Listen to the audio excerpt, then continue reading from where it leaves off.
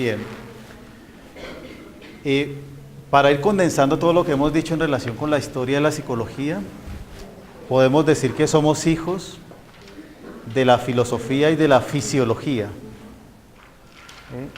Es decir, si se quiere, de ese debate casi eterno entre mente y cuerpo.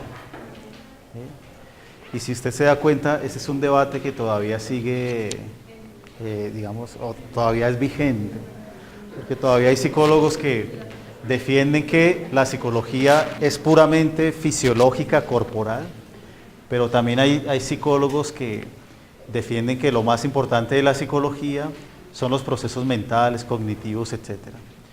Ya hemos dicho que también, derivado de la religión predominante en el mundo occidental, también tenemos una fuerte influencia del pensamiento judeocristiano. Tanto que ya habíamos dicho que las raíces del significado de la palabra psicología significan estudio del alma. Y ya hemos dicho que ese debate, digamos que es abierto y que origina muchas polémicas en relación a si tenemos alma o dónde ubicar lo psicológico. Así que esa combinación entre filosofía y fisiología, de alguna manera, está presente en la psicología contemporánea. Bien. Si ustedes vienen dándose, digamos, cuenta en relación con nuestro texto guía que pasó a la historia también. La psicología tiene un pasado muy extenso y una historia muy corta, si se quiere. Es decir, pasado extenso porque los debates filosóficos y, si se quiere, fisiológicos, digamos, se encuentran incluso en las raíces o en los debates de los antiguos griegos. O sea que esto del ser humano y de cómo pensamos, cómo sentimos, cómo nos convertimos en individuos no es tan nuevo. Eso tiene varios siglos de discusión. Lo que pasa es que solamente hasta hace más o menos 140, 150 años es que se conocen esos debates con el nombre de psicología. Antes, de alguna manera, eran debates puramente filosóficos. De tal manera que entienda el pasado de la psicología como todo ese conjunto de debates filosóficos en relación a el ser humano, la vida, la existencia, si se quiere. Pero la historia oficial, si se quiere, de la psicología comienza en 1879, si mi memoria no me falla, con lo que, digamos, hoy en día se conoce como el nacimiento oficial de la psicología, con la inauguración de un laboratorio experimental en una ciudad alemana que se llama Leipzig. Es casi que un mito fundacional de nuestra disciplina. Eso todo psicólogo lo tendría que memorizar, por si en algún momento alguien le pregunta. Pero ya hemos dicho que la historia de una disciplina se va configurando de distintas maneras, ¿no? Bien. En relación con las escuelas y digamos que hemos venido revisando hoy, solamente voy a mencionar como los nombres oficiales u oficializados, algunos de sus autores o su autor principal, y una referencia muy breve en relación a lo que significa cada escuela. ¿Por qué breve? Porque ese va a ser el trabajo que nos aboca para cerrar el curso. Es decir que la entrega final, si se quiere, es una revisión un poco más exhaustiva por grupos en relación a cada una de estas escuelas. Así que uno las puede incluso enumerar un poco para ir ordenándolas. Y note también que casi todas corresponden a todo el siglo XIX, principios del XX, digamos, donde se gesta realmente lo que hoy conocemos como la psicología. Bien, la primera que ya mencionamos en la clase anterior fue el estructuralismo, ¿no? Cuyo propósito principal es entender lo psicológico en términos de sus estructuras, de sus componentes y de sus relaciones. Su autor más reconocido es Wilhelm Wundt, un alemán que vivió entre 1830 y 1920. Así que ubíquense más o menos temporalmente en qué es lo que estaba sucediendo en el planeta en esa época. O sea que en esa escuela el estructuralismo, lo psicológico se podría como descomponer en varias partes, y la idea era estudiar lo psicológico en relación a cada una de sus partes, pero también las relaciones de sus partes. Bien. La segunda que mencionamos en la sesión anterior fue el funcionalismo, cuyo autor principal o más reconocido es William James, que vivió entre 1842 y 1910. ¿Sí? Entonces recuerden que 1842 y 1910. Recuerden que el principio del funcionalismo es ver cómo nuestra mente o nuestros procesos mentales nos ayudan a adaptarnos al medio en el que nos desenvolvemos. La clave para entender la escuela es la palabra función, o cuál es la utilidad de algo para adaptarse, digamos, a un medio particular. Nótese que son como contemporáneos. Bien. Y en tercer lugar, habíamos propuesto la escuela de la Gestalt, también en Alemania. Otro autor, vamos a decir un alemán tropical, Wertheimer, que vivió entre 1880 y 1941.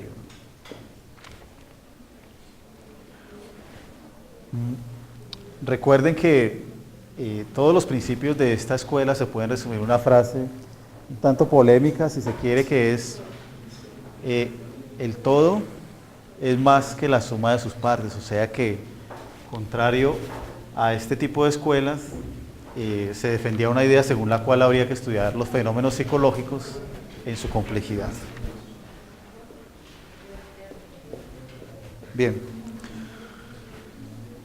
Otra escuela que ya hemos mencionado, pero que todavía no hemos como precisado un poco más, es el famoso conductismo, ¿no? Cuyos autores principales son Pavlov, Skinner y Watson.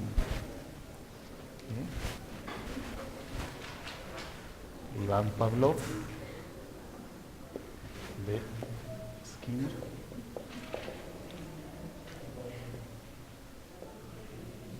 Watson. Pavlov vivió entre 1849 y 1936.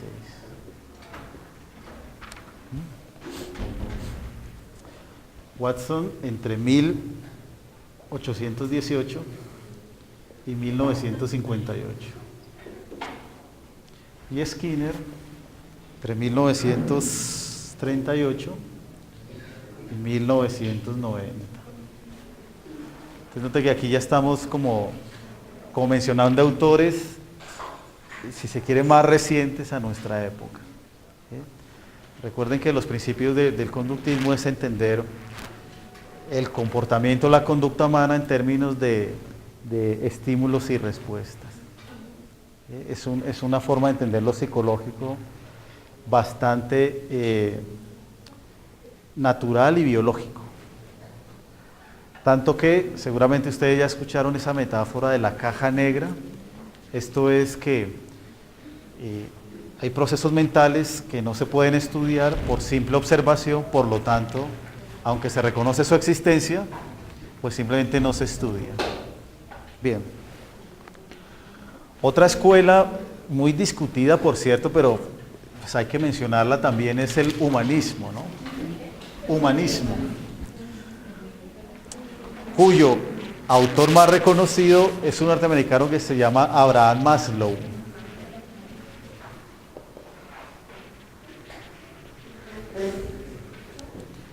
que vivió entre 1908 y 1970. 1908 y 1970. Note que este autor es mucho más reciente que estos. Eso significa que la escuela humanista nace como una, si se quiere, una crítica o una respuesta a la excesiva biologización del comportamiento humano. ¿Sí? Para la escuela conductista, los seres humanos, pues desde luego que somos una especie y como tal, digamos, se trata como objeto de estudio. Pero las escuelas humanistas empiezan a rescatar lo que ellos llaman la persona. Esto es, no reducir al ser humano a una entidad puramente biológica, sino que somos sujetos con ciertas, digamos, cualidades puramente humanas y según ellos pues hay que estudiarlos desde ese punto de vista, ¿no? O sea que ustedes pueden ir notando contrastes entre escuelas conductistas y escuelas humanistas. Bien. Y las últimas dos tienen que ver con, bueno, digamos que el término mal traducido al castellano sería cognitivismo o cognición. Recuerde que cognición significa pensamiento, cognitivismo. Y sus dos autores más reconocidos son Jean Piaget, ¿sí? Y un soviético que se llamaba Lev Vygotsky.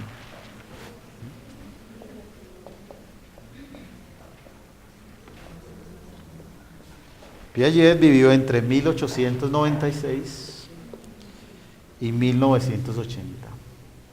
Y Vygotsky entre 1896 y 1934. Falleció muy joven Vygotsky.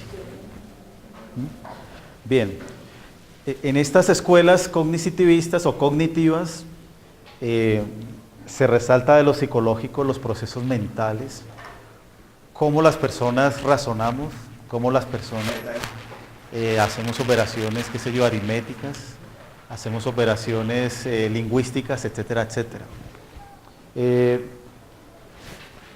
De estos dos autores, en esta escuela, Vygotsky es el que rescata con más potencia la perspectiva cultural de la psicología. Y por eso yo había presentado anteriormente unas definiciones más específicas en relación con la psicología cultural. De tal manera que son escuelas que aunque no reconocen, digamos, los ámbitos conductuales, desde luego, pero hacen más énfasis en todo el carácter simbólico de nuestra cultura y cómo eso influencia la forma en que nos vamos convirtiendo en lo que somos. Y por último, el famoso y algunos dirían el misterioso psicoanálisis, cuyos autores más reconocidos son, ¿cómo? ¿Quién? J. Mario Valencia, no. Si su autor de cabecera es J. Mario Valencia, me parece que estamos muy mal. O Jaime Duque Linares.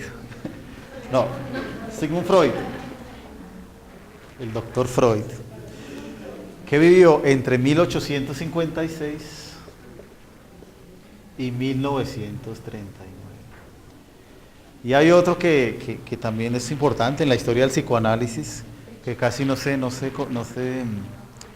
estudia en los pregrados de psicología, que es Jacques Lacan, un francés, que vivió entre 1901 y 1981.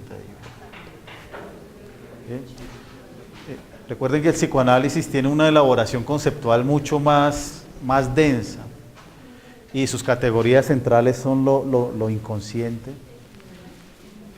el deseo, represión de deseos, etcétera, etcétera.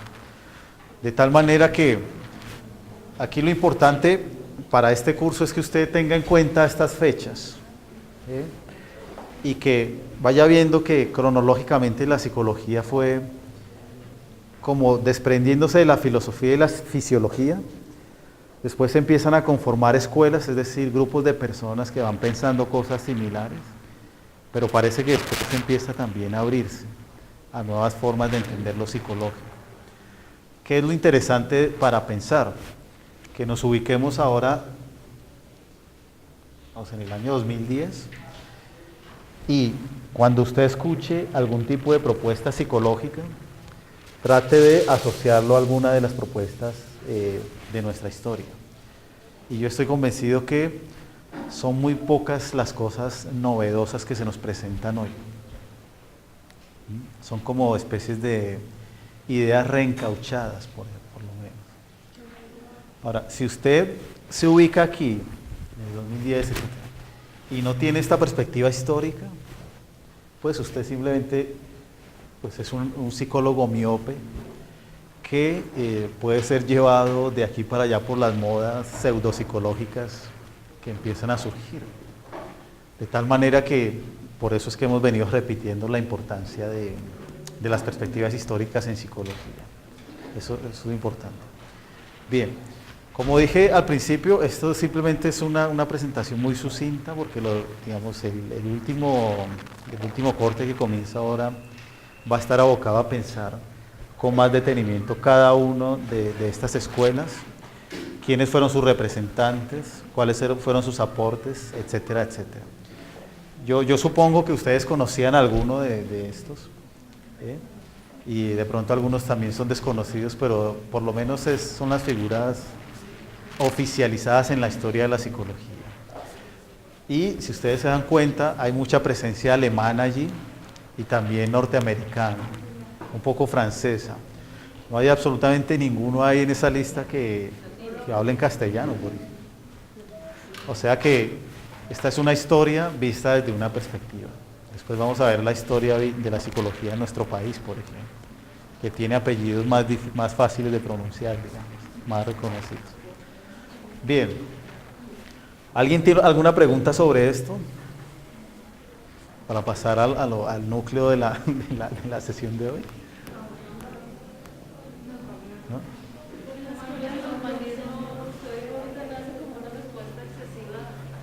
A la biologización del ser humano, porque en cierta época la escuela predominante fue el conductismo, en tanto se presentaba como la escuela científica por excelencia en psicología, pero los críticos del conductismo siempre han dicho que reducen al ser humano a su entidad biológica. Por eso el humanismo rescata esta cosa de la persona y tal. ¿Sí? Bien.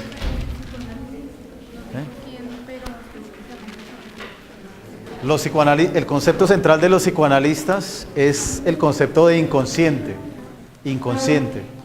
O sea que lo que nosotros pensamos, decimos y hacemos simplemente es un reflejo de algo más profundo que nosotros desconocemos. Y entonces es como buscar algo que no conocemos. De ahí la dificultad de hacer psicoanálisis.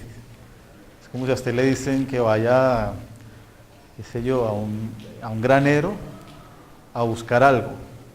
Es un granero lleno de granos, pero no le dicen qué buscar, pero le dicen busque. Entonces ese es el psicoanálisis. Buscar algo en un terreno fangoso, digamos. Pero muy interesante. No quiero decir que no lo sé. Bien. ¿Alguna otra pregunta? ¿Sí? El conductismo dice que es el comportamiento humano en términos de sensibilidad. No, yo no dije eso. Está grabado además. No, yo dije que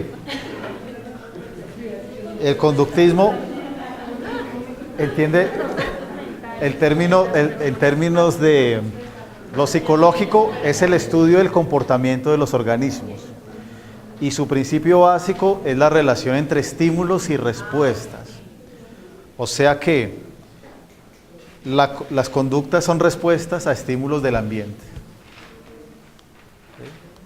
Una cosa así de sencilla. Claro, después Cada una de estas escuelas tiene sus propias, si se quiere, subescuelas, con particularidades un poco más finas. Pero no es objeto de este curso presentarlas ahora, porque usted va a tener cursos, supongo que especializados de cada uno durante estos semestres que a ustedes les esperan tan difíciles. Bien, ¿alguna otra pregunta? A mí me interesa que usted vaya contrastando la imagen que usted tenía de ser psicólogo y psicóloga con lo que se va presentando acá. En algunos de los talleres que ustedes entregaron hubo respuestas muy interesantes, porque hay personas que están muy decepcionadas en relación a que lo que venían pensando antes de entrar a estudiar psicología y lo que ahora se está presentando es muy distinto. Y eso me parece que es un buen síntoma, dirían los psicoanalistas, porque significa que usted ya está entendiendo que la psicología no es dar consejos, no es dar orientación ni dar consuelo a las personas. Es una ciencia con ciertos métodos, con ciertas diferencias, pero finalmente una ciencia más compleja para mí que incluso las ingenierías, y eso que es fácil. Bien. Los que hacían Gestalt estudiaban mucho cómo las personas perciben figuras y cómo le asignan sentido y significado a esas figuras. Y eso hay un poco de figuritas que usted puede buscar. Por ejemplo, que hay una figura que es, si usted la mira desde una perspectiva, es una viejita, pero si la mira de otro es como una doncella. O sea, son figuras que son ambiguas y que dependiendo de usted cómo construya su percepción sobre esa figura, ve algo o ve otra cosa. ¿Los qué? Claro. Sí, es como las personas construimos lo que queremos ver. Bien, ¿alguna otra pregunta?